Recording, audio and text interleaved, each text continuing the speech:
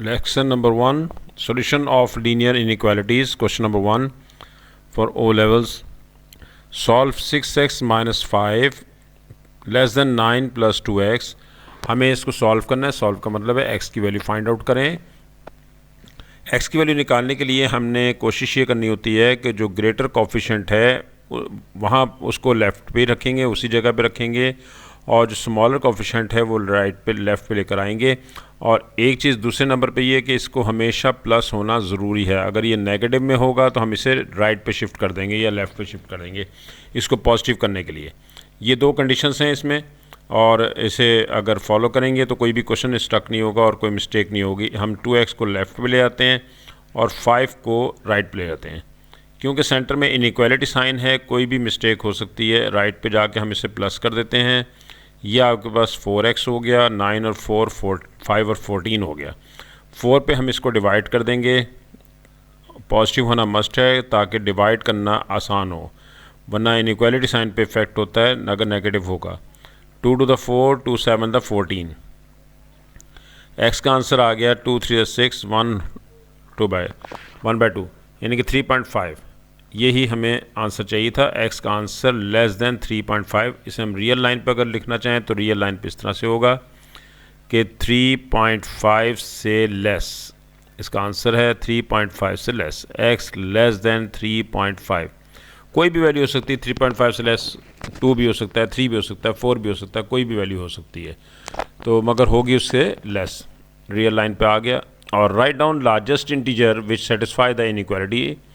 Same वही equation है जो ऊपर लिखी हुई थी, लेकिन इसका आंसर हम निकाल चुके हैं which is x less then 3.5. ये हम आंसर निकाल चुके हैं इसका. और अब हम इसको रियल लाइन पे दोबारा से यहाँ पर शो कर रहे हैं. रियल लाइन पे ये है 3.5. इससे आगे 4 है और इससे बैक पे जो है वो 3 है. इसी तरह से ये 2.5 है और ये हो गया 2. और लेस कर दें 1.5 और 1, और फिर लेस कर दें 0.5 और ये 0. इस तरह से लेस कर दें तो यहाँ पर -1. हमारे पास जो आंसर आया है वो लेस देन 3.5 है. और 3.5 में से नीचे देखें तो हमारे पास इंटीजर्स हैं. एक 3 भी इंटीजर है, 2 भी इंटीजर है, 1 भी इंटीजर है, जो आपके पास होल नंबर दिखाई दे रहे हैं. 0 भी इंटीजर है, -1 भी इंटीजर है, इस तरह से -2 भी इंटीजर है. ये सारे इंटीजर्स हैं, पॉइंट्स में ना हो. तो इनमें से जो सबसे बड़ा इंटीजर है वो है 3.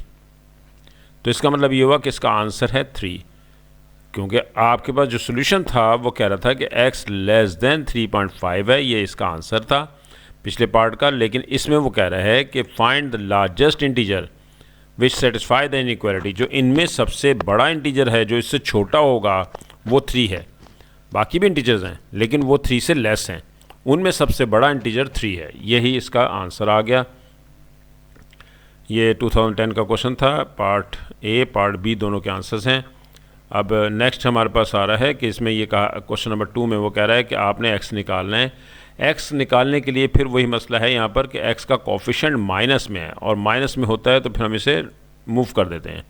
अगर प्लस में होगा तो फिर नहीं करेंगे. अगर नेगेटिव में होगा तो हम इसे राइट पे मूव कर देंगे. ये राइट पे जाएगा तो पॉजिटिव हो गया, और ये जब पॉजिटिव होगा तो इन्हें ऐड करने पर ये 4x बन गया. अब हम इसको डिवाइड करेंगे. 4 से लेफ़्ट पे भी डिवाइड कर देंगे, 4 से ही राइट पे भी हम डिवाइड कर देंगे. कैंसिलेशन हो गई. 2 to the 4, 2 9 the 18, और 9 by 2 लेस देन x. ये वैल्यू आ रही है. हम इसे इस तरह भी लिख सकते हैं कि x की तरफ ये ओपन हो रहा है तो हम उधर ही ओपन करेंगे. Greater than 9 by 2. x greater than 2 4 the 8.5, तो 4.5 आ रहा है. ये 4.5 x की वैल्यू ग्रेटर देन 4.5, यानी कि आपके पास अगर रियल लाइन पे देखते हैं तो रियल लाइन पे ये 4.5 है, और उससे ग्रेटर मतलब राइट साइड पे हम जाएंगे. लेस होता है तो लेफ़्ट पे जाते हैं. ये हमने इनइक्वालिटी सॉल्व कर दी. ये आंसर आ गया इसका. नेक्स्ट पार्ट बी में वो कह रहा है कि आपने इसमें n इंटीजर है वो निकालना है. Find the possible values of n. एक इंटीजर है. पहले हम इसको लिखते हैं -10 less than n equal to 3n less than -3. हमें n निकालना है, तो n निकालने के लिए इसका कोफिशिएंट है 3, और ये दो इनइक्वालिटीज़ हैं, इसलिए हमें सारी एक्सप्रेशन को 3 पे ही हम डिवाइड करेंगे, सबको हम 3 पे डिवाइड कर देंगे। ये भी 3 पे हमने डिवाइड कर दिया, इस वैल्यू को भी हमने 3 पे डिवाइड कर दिया। ये कैंसिलेशन हो गई, 3 भी कैंसिल हो गया, यहाँ पर रह गया 1, यानी कि -1 n आ गया, और ये आपके पास आ गया 3 3 9 और 1/3। ये आपके पास वैल्यू आ रही है। इसका मतलब ये हुआ कि माइनस, और इसमें less than and equal to है। रियल लाइन पे देखा जाए तो ये -1 है, और यहाँ पर आएँ तो -3 होल 1/3 है। इनके दरमियान इन बिटवीन, क्योंकि यहाँ पर इक्वल भी है, इससे ग्रेटर दैन और इक्वल टू है, तो इसलिए मैं इसको डार्क बॉल बनाऊँगा। जबकि -1 से लेस है, वहाँ इक्वल नहीं है, तो मैं वहाँ ओपन बॉल बनाऊँगा। और इन बिटवीन दीज टू वो कोई भी आंसर वो कह रहा दे सकते हैं आप, लेकिन n जो एक इंटीजर है, तो इंटीजर्स देखते हैं कौन कौन से आते हैं। -3 एक इंटीजर आता है, -2 भी एक इंटीजर आता है, और वैल्यू इससे लेस दरमियान में, इसके दरमियान में और कोई इंटीजर नहीं है। तो थोड़ा सा गैप देते हैं इसको ताकि बेहतर नज़र आए। ये हमारे पास हम इसको यहाँ पर लिख लेते हैं -2 और इस जगह पे -3। अब 2 इंटीजर आ रहे हैं इसके दरमियान इन बिटवीन दीज टू, और वो ये हैं। अगर -3 1/3 भी इंटीजर होता तो हम इसे इंक्लूड कर सकते थे, क्योंकि यहाँ पर इक्वल साइन है, तो इक्वल साइन होने की वजह से हम इसे इंक्लूड कर सकते थे। ये बॉल डार्क जो बनाई है इसका मतलब है इंक्लूडिंग दिस, और ये ओपन बॉल का मतलब होता है एक्सक्लूडिंग दिस। इसमें ये -1 एक्सक्लूड नहीं, -1 इंक्लूड नहीं करना, इसमें इक्वल नहीं है। सिर्फ इन बिटवीन दीज टू जो भी आपका आंसर आएगा उसे आपने इंक्लूड करना है। तो -3 एंड -2 इसका आंसर हो गया। -3 and -2 is the required answer. ये हमें आंसर चाहिए था। Next question, question number 3। Question number 3 में वो कह रहा है कि इसको सॉल्व करें। सॉल्व का मतलब है कि आपने इसमें भी x का आंसर निकालना है, और ये देखें ग्रेटर वैल्यू के साथ नेगेटिव साइन है, इसलिए हम इसको मूव करेंगे। एक ही टाइप है, मैंने आपको एक तरीका बताया सब क्वेश्चंस के लिए, for all questions of this type. अब 5x को लेफ्ट हैंड साइड पे ले आएंगे और greater than and equal to 2। 5x and 3x 8x हो गया, greater than and equal to 2। अब हम इसको डिवाइड कर देंगे बोथ साइड्स पे 8 से। 8 से लेफ़्ट पे भी डिवाइड करेंगे और 8 से राइट पे भी हम डिवाइड करेंगे। 8 इसमें कैंसिल हो गया, 2 1 द 2, 2 4 द 8। x का आंसर आ गया greater than and equal to 1/4। अब हम यहाँ पर रियल लाइन बना सकते हैं। रियल लाइन हम ड्रॉ कर लेते हैं। रियल लाइन में हमारे पास जो आंसर आ रहा है उसको हम शो कर देते हैं, और वो ये है कि 1/4 यहाँ पर है, और इससे ग्रेटर ये डार्क बॉल बनाएंगे क्योंकि यहाँ पर इक्वल है, और इक्वल होने की वजह से हम इसको डार्क कर देते हैं।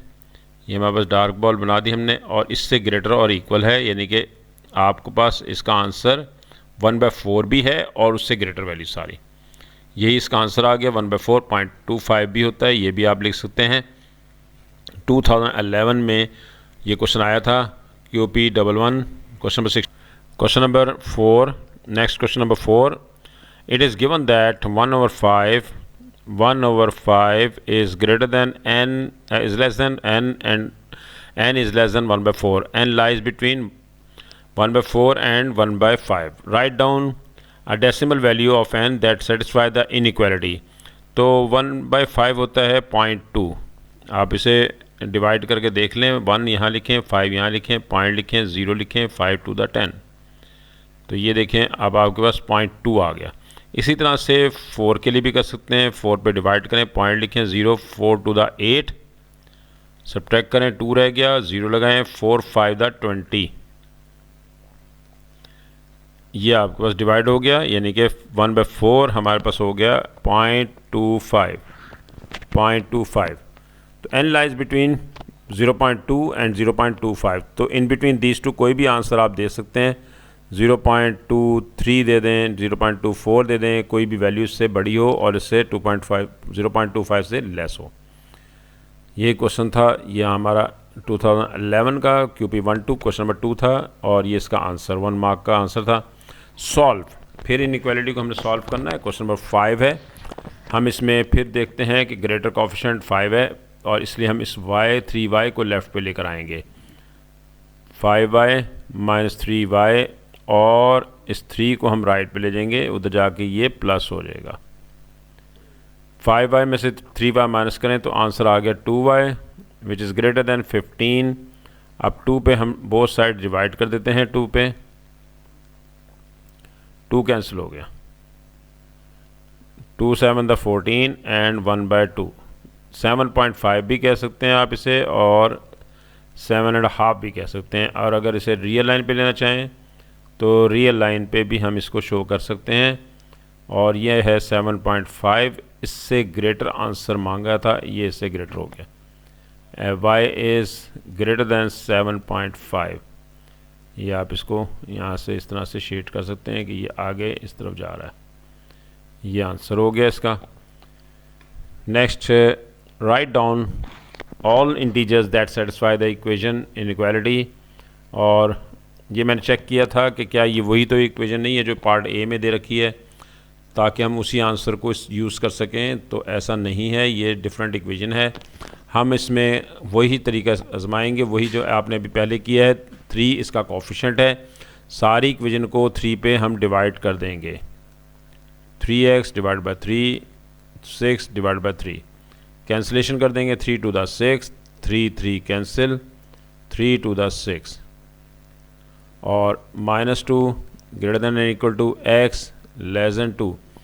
x भी लाई कर रहा है -2 और 2 के दरमियान। रियल लाइन पे लेते हैं इसको, रियल लाइन ये है -2, next value -1, next value 0, next value 1, फिर नेक्स्ट वैल्यू 2। तो -1 और 2 के इन बिटवीन है, तो इसमें -2 इंक्लूडिंग है, इसलिए मैंने डार्क बॉल कर दिया। और ये ओपन बॉल है क्योंकि इसमें 2 एक्सक्लूडिंग है, लेस देन है मगर इक्वल नहीं है। तो इन बिटवीन दीज 2 ये हमारे पास आंसर यहाँ कहीं लाई करेगा। और वो आंसर अब देखते हैं कि उसने मांगा क्या है।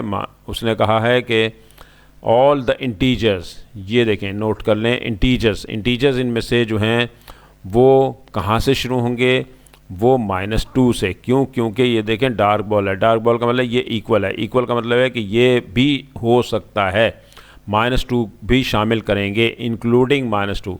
इसका मतलब होता है इंक्लूडिंग, इसका मतलब होता है एक्सक्लूडिंग। ये आपके पास इक्वल नहीं है तो इसलिए ये एक्सक्लूडिंग है और ये इंक्लूडिंग है, क्योंकि ये इसमें इक्वल है। तो इक्वल लिया हमने, -2 एक इंटीजर है, इसको भी शामिल करेंगे, -1 भी एक इंटीजर है, ये इन बिटवीन दीज 2 वो भी एक इंटीजर है, वो भी आएगा, और 0 भी आएगा। 0 भी एक इंटीजर है, 1 भी एक इंटीजर है, लेकिन 2 नहीं आएगा। क्यों? क्योंकि 2 के साथ यहाँ पर इक्वल साइन नहीं है, लेस देन है। तो इसके आंसर्स हमारे पास आ गए -2, -1, 0 और 1। यही इसका आंसर था, फर्स्ट पार्ट का आंसर y ग्रेटर दैन 7.5। 2011 का क्वेश्चन है, QP12, क्वेश्चन नंबर 4 था। नेक्स्ट क्वेश्चन है हमारे पास क्वेश्चन नंबर 6। क्वेश्चन नंबर 6 में वो कह रहा है कि आपने इसको इस फॉर्म में लिखना है। वो तो हम वैसे ही, हमें ये क्वेश्चन सॉल्व करने का तरीका आ ही गया है, हमें आता है कि हमने इसको कैसे सॉल्व करना है। पहली बात तो ये है कि 7 को ख़त्म करेंगे, क्योंकि हमने x निकालना है। 7 को ख़त्म करने के लिए हम लेफ़्ट साइड पे 7 लेकर आएंगे और वो माइनस हो जाएगा, और इसी तरह से सब में से 7 को माइनस करेंगे, हर वैल्यू में से 7 सब्ट्रैक्ट करेंगे। 13 को भी 7 माइनस किया, 7 - 2x में से भी 7 माइनस किया है, 18 में से भी 7 माइनस किया है। 13 में से 7 सब्ट्रैक्ट करेंगे तो 6 रह गया, 7 ये 7 से कैंसिल हो गया, -2 आ गया, और 18 में से 7 सब्ट्रैक्ट करेंगे 11 आ जाएगा। अब यहाँ पर वो प्रॉब्लम आ गई है जो अभी आपको बताई थी कि अगर माइनस आ जाए तो हमें क्या करना पड़ेगा। हमने -2 से ही डिवाइड करना है, सबको -2 से डिवाइड करना पड़ेगा हमें, क्योंकि यहाँ पर सेंटर में -2 आ गया। मैंने अभी देखें इनइक्वालिटी साइन नहीं लिखा, उसकी वजह यह है कि अगर आप पॉजिटिव से डिवाइड करते हैं तो इनइक्वालिटी साइन चेंज नहीं होता, लेकिन अगर आप नेगेटिव से डिवाइड करते हैं तो इनइक्वालिटी साइन चेंज हो जाएगा, इसकी डायरेक्शन चेंज हो जाएगी, इसका मुंह चेंज हो जाएगा। ये देखें, ये इधर मुंह कर लेगा, जो जैसा है वो अपोजिट हो जाएगा। तो ये जब आप नेगेटिव से डिवाइड करेंगे तो अब ये कैंसिलेशन हो जाती है, 2 भी कैंसिल हो गया, माइनस भी कैंसिल हो गया, इस तरह से 2 कैंसिल हो गया, 3 से 2 3 6 -3, यहाँ -3 आ गया, x सेंटर में रह गया, पॉजिटिव है, और ये आ गया 2 5 10 5.5 -5.5। अब हम इसको लिखते कैसे हैं, लिखते इस तरह से हैं, और डाल के x ग्रेटर दैन, इसकी तरफ मुंह ओपन हुआ हुआ है -5.5, और इस तरफ मुंह देखें इसका बंद है, तो मैंने बंद इस तरफ ही लिखा है, इसको ऐसे ही लिखा है, और -3। अब हम इसे रियल लाइन पे लेते हैं। रियल लाइन पे शो जब करेंगे तो -5.5 लेस होता है, वो पहले लिखेंगे, -3 को बाद में लिखेंगे। इन बिटवीन दीज टू जो भी लिखना चाहें लिख सकते हैं, -4 भी आ सकता है इसके दरमियान में, -5 भी आ सकता है। तो क्वेश्चन में वो कहा उसने ये था कि आंसर बताएं, तो आंसर हमने बता दिया कि इन बिटवीन दीज टू सब कुछ है, ना इसमें -3 इंक्लूड है, ना ही इसमें -5.5 इंक्लूड है। ये इसका आंसर है। लेकिन पूछा ये गया था ए और बी बताएं, हैज़ द सॉल्यूशन, ए और बी निकालना है। तो हम इसे कंपेयर कर लेते हैं ए और बी के साथ। यहाँ पर ए है और इस जगह पर बी है। वैल्यू ऑफ ए हमारे पास आ गई -5.5, वैल्यू ऑफ बी हमारे पास आ गई -3। ये था हमारा answer, value of A and value of B. अब आप इसका क्वेश्चन नेक्स्ट अपने पास नोट कर लें होमवर्क के लिए, क्वेश्चन नंबर 7, और इसका ये आपने सॉल्व करना है। क्वेश्चन नंबर 7 पार्ट बी भी करना है, और इसका आंसर आप टैली कर लेंगे हमारे नेक्स्ट लेक्चर नंबर 2 में। अभी लेक्चर नंबर 1 था ये।